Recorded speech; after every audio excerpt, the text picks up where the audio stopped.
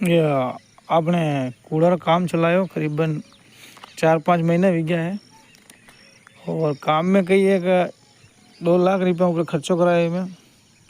और सबूत एक बात आपने कहूँ कि पानी तो कोई कमी को नहीं, ज़्यादा से ज़्यादा कहीं 4 फीट खाली है, मतलब 4 कहीं 8 फीट खाली है, 4 गज अंदर या सीढ़ी पड़ी नीचे आऊँ।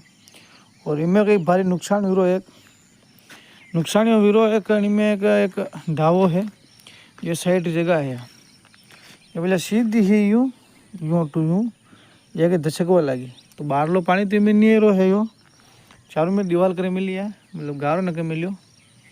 और नुकसान ज़्यादा हुई तो इनकी कहीं न कहीं उपाय देखा अंडो कि भाई अणी सही वे या सही करवा वाते RCC में बंधाना पड़े तो और के खंडर दीवार करानी पड़े, मैं चुनाई करानी पड़े वह भाई तो यो डे भी तो ये अतरो 1-2 ट्रैक्टर बनो हरक्यो थोड़ा दिन केड़े टूर की थी तो कूड़ो नहीं वे इन खोद हुई थी मोटो।